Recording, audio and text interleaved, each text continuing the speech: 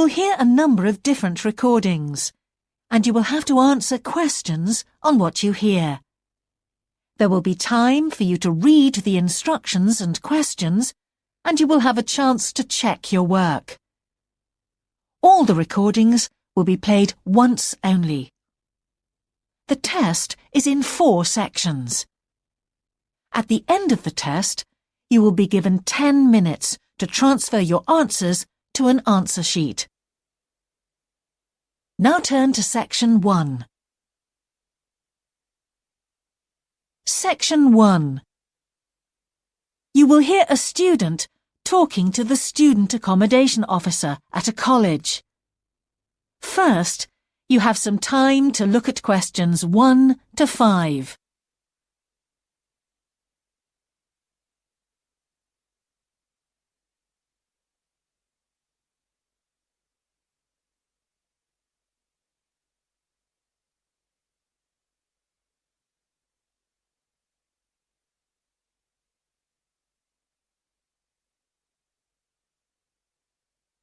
Now we shall begin.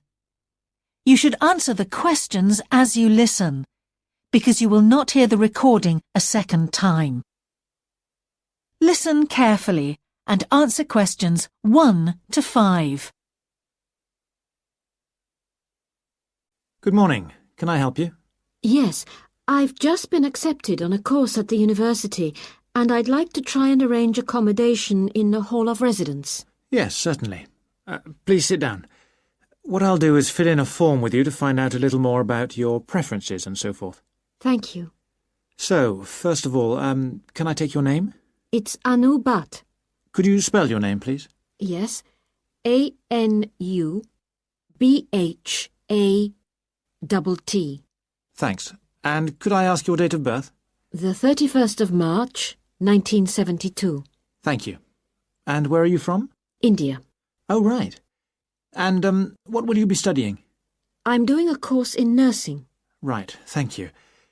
And how long would you want to stay in hall, do you think?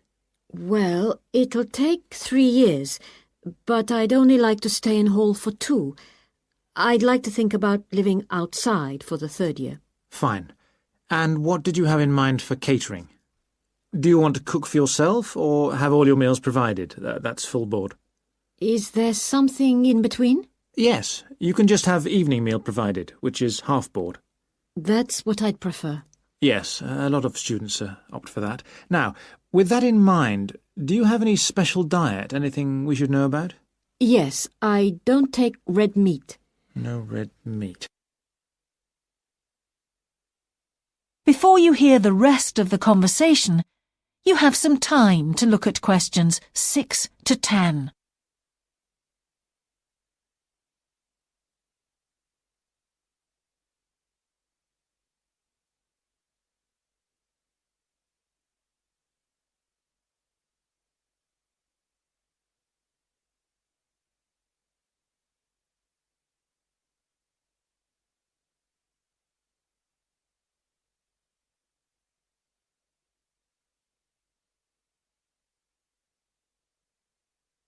Now listen and answer questions 6 to 10.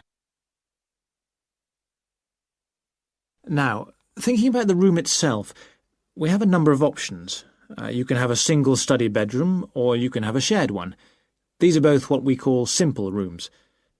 The other alternative is to opt for a single bedsit, which actually has more space and better facilities. There's about £20 a week difference between them. Well, actually my grant is quite generous, and I think the bedsit sounds the best option. Lovely. I'll put you down for that, and we'll see what availability is like. Now, can I ask some other personal details which we like to have on record? Yes, of course. I wonder if you could let us know what your interests are. This might help us get a closer match for placing you in a particular hall. Well, I love the theatre. Right. And I enjoy sports, particularly badminton. Ah, that's worth knowing. Now, what we finish with on the form is really a list from you of what your priorities are in choosing a hall, and we'll do our best to take these into account. Well, the first thing is I'd prefer a hall where there are other mature students, if possible. Yes, we do have halls which tend to cater for slightly older students. And I'd prefer to be out of town. That's actually very good for you because we tend to have more vacancies in out-of-town halls. Lucky. Yes. Anything else? Well, I would like somewhere with a shared area, a TV room, for example, or something like that. It's a good way to socialise. It certainly is. That's it. Now, we just need a contact telephone number for you. Oh, sure, I'll just find it. It's 667549. Great. So we'll be in contact with you as soon as possible. That is the end of section 1. You now have half a minute to check your answers.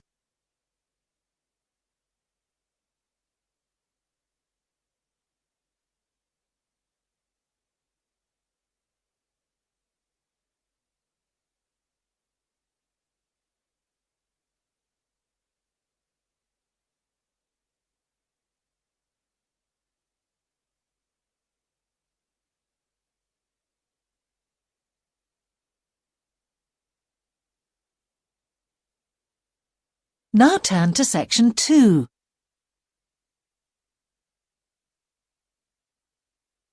Section 2.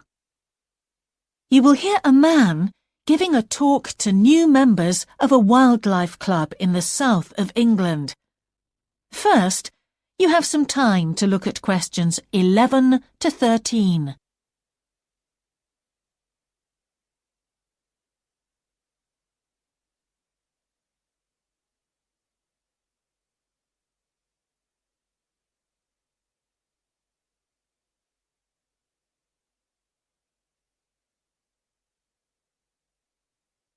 Now listen carefully and answer questions 11 to 13.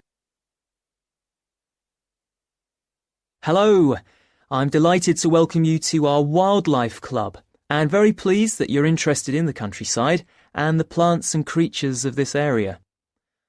I think you'll be surprised at the variety we have here, even though we're not far from London. I'll start by telling you about some of the parks and open spaces nearby. One very pleasant place is Halland Common. This has been public land for hundreds of years, and what you'll find interesting is that the River Ouse, which flows into the sea 80 kilometres away, has its source in the common. There's an information board about the plants and animals you can see here, and, by the way, the common is accessible 24 hours a day. Then there's Holt Island, which is noted for its great range of trees. In the past, willows were grown here commercially for basket making, and this ancient craft has recently been reintroduced.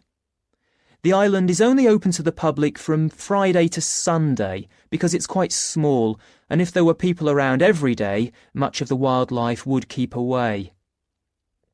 From there, it's just a short walk across the bridge to Longfield Country Park. Longfield has a modern replica of a farm from over 2,000 years ago. Children's activities are often arranged there, like bread making and face painting. The park is only open during daylight hours, so bear that in mind if you decide to go there. Before you hear the rest of the talk, you have some time to look at questions 14 to 20.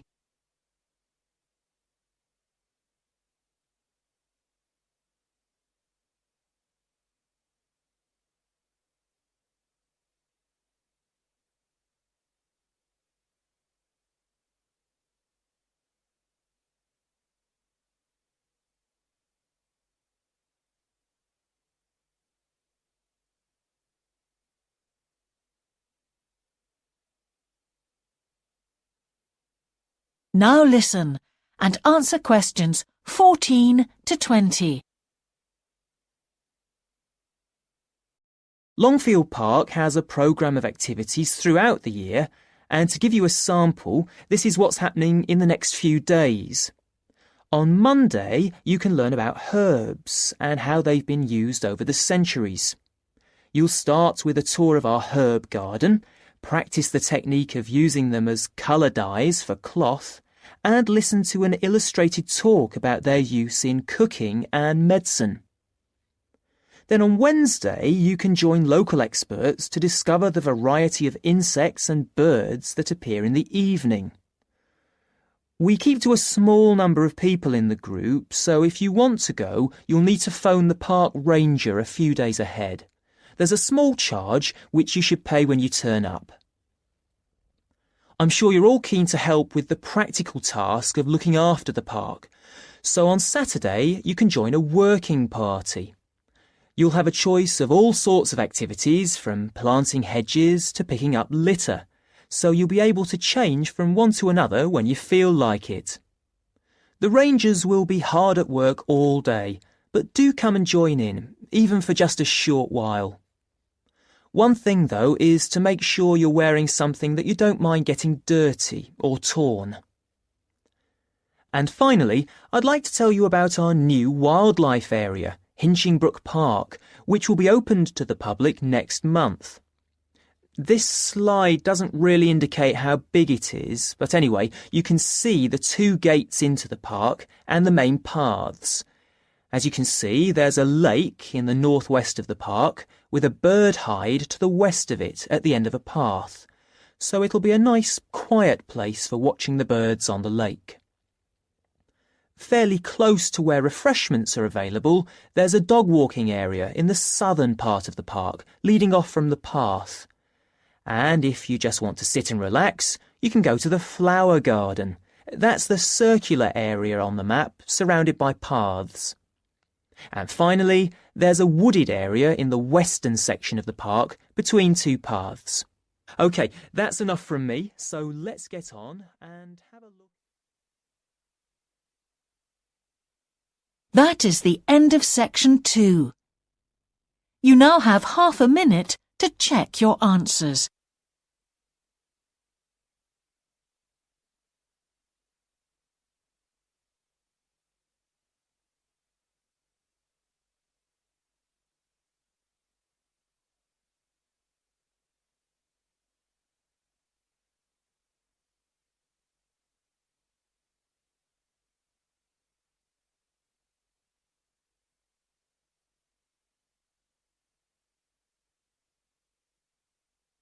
Now turn to section 3.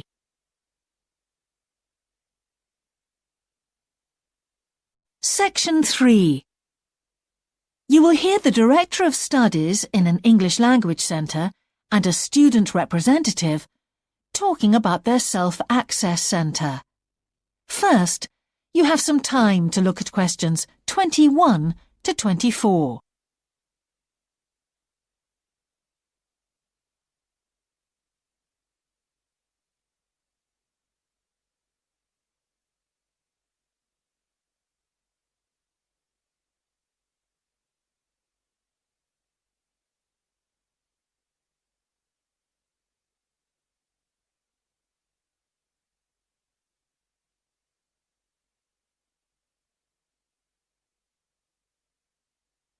Now listen carefully and answer questions 21 to 24. Hi, Ewan. As you know, I've asked you here today to discuss the future of our Self-Access Centre. We have to decide what we want to do about this very important resource for our English language students. So, can you tell me what the students think about this? Well, from the students' point of view, we would like to keep it. The majority of students say that they enjoy using it because it provides a variation on the classroom routine, and they see it as a pretty major component of their course. But we would like to see some improvements to the equipment, particularly the computers. There aren't enough for one each at the moment, and we always have to share. Well, yes, the teachers agree that it is a very valuable resource. But one thing we have noticed is that a lot of the students are using it to check their personal emails. We don't want to stop you students using it, but we think the computers should be used as a learning resource, not for emails. Some of us also think that we could benefit a lot more by relocating the Self-Access Centre to the main university library building. How do you think the students would feel about that, Yun? Well, the library is big enough to incorporate the self-access centre, but it wouldn't be like a class activity anymore. Our main worry would be not being able to go to a teacher for advice. I'm sure there would be plenty of things to do, but we really need teachers to help us choose the best activities. Well, there would still be a teacher present and he or she would guide the activities of the students. We wouldn't just leave them to get on with it. Yes, but I think the students would be much happier keeping the existing setup. They really like going to the self-access centre with their teacher and staying together as a group to do activities. If we could just improve the resources and facilities, I think it would be fine. Is the cost going to be a problem? It's not so much the expense that I'm worried about, and we've certainly got room to do it, but it's the problem of timetabling a teacher to be in there outside class hours. If we're going to spend a lot of money on equipment and resources, we really need to make sure that everything is looked after properly. Anyway, let's make some notes to see just what needs doing to improve the centre. Before you hear the rest of the conversation, you have some time to look at questions 25 to 30.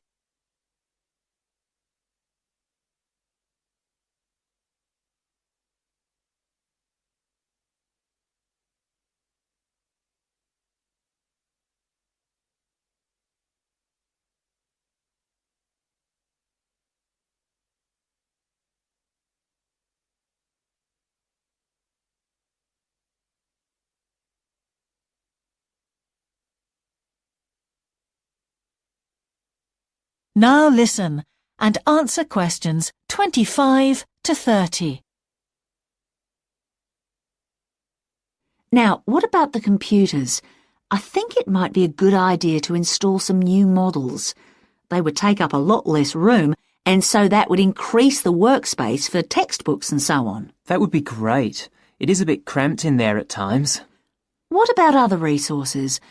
Do you have a list of things that the students would like to see improved? Yes, one of the comments that students frequently make is that they find it difficult to find materials that are appropriate for their level, especially reading resources. So I think we need to label them more clearly. Well, that's easy enough. We can get that organised very quickly.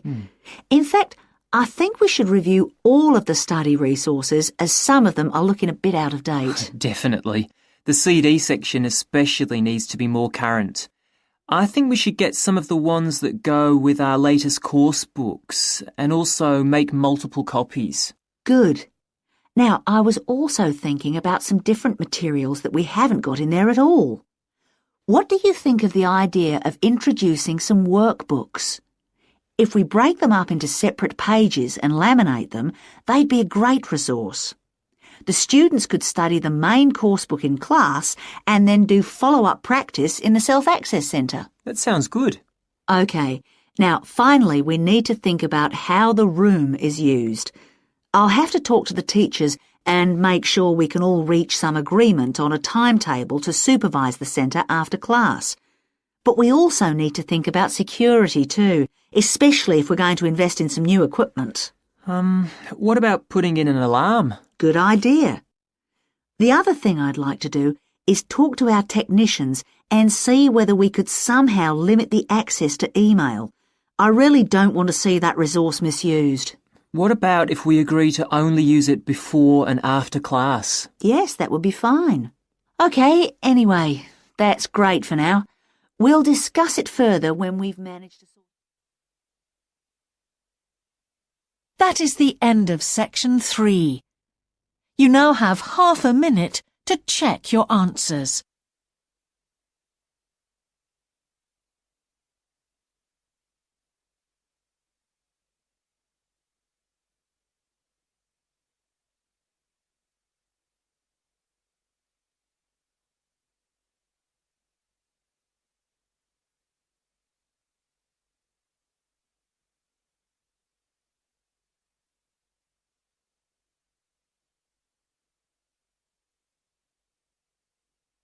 Now turn to section 4.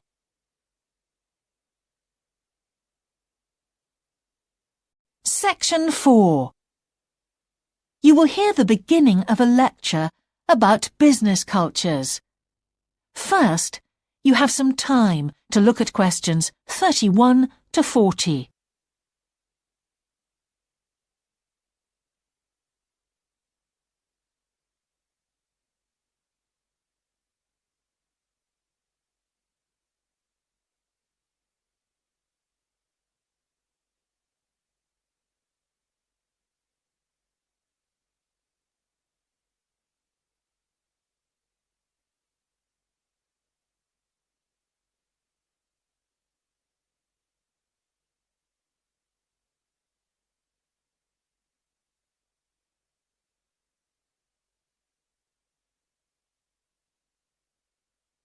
Now listen carefully and answer questions 31 to 40.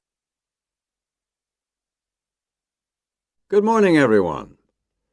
Now, whether you're going to university to study business or some other subject, many of you will eventually end up working for a company of some kind. Now, when you first start working somewhere, you will realize that the organization you've joined has certain characteristics. And we often refer to these social characteristics as the culture of the organization. This includes its unwritten ideas, beliefs, values, and things like that. One well-known writer has classified company cultures by identifying 4 major types. The first type is called the power culture, and it's usually found in small organizations. It's the type of culture that needs a central source of power to be effective. And because control is in the hands of just 1 or 2 people, there aren't many rules or procedures. Another characteristic is that communication usually takes the form of conversations rather than, say, formal meetings or written memos. Now, one of the benefits of this culture is that the organization has the ability to act quickly. So it responds well to threat or danger on the one hand, and opportunity on the other. But on the negative side, this type of organization doesn't always act effectively, because it depends too much on 1 or 2 people at the top, and when these people make poor decisions, there's no one else who can influence them. And the kind of person who does well in this type of business culture is one who is happy to take risks, and for whom job security is a low priority. The next type is known as role culture. That's R-O-L-E, not R-O-double-L, by the way. And this type is usually found in large companies, which have lots of different levels in them. These organizations usually have separate departments that specialize in things like finance or sales or maintenance or whatever. Each one is coordinated at the top by a small group of senior managers, and typically everyone's job is controlled by sets of rules and procedures. For example, there are specific job descriptions, rules for discipline, and so on. What are the benefits of this kind of culture? Well, firstly, because it's found in large organizations, its fixed costs, or overheads as they're known, are low in relation to its output or what it produces. In other words, it can achieve economies of scale. And secondly, it is particularly successful in business markets where technical expertise is important. On the other hand, this culture is often very slow to recognize the need for change, and even slower to react. What kind of person does this type of culture suit? Well, it suits employees who value security and who don't particularly want to have responsibility.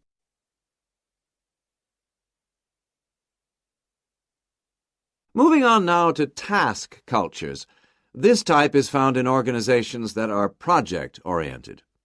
You usually find it where the market for the company's product is extremely competitive, or where the products themselves have a short lifespan.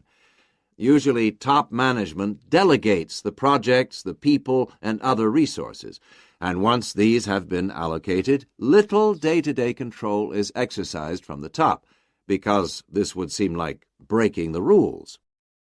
Now, one of the major benefits of this culture is that it's flexible, but it does have some major disadvantages, too. For instance, it can't produce economies of scale, or great depth of expertise.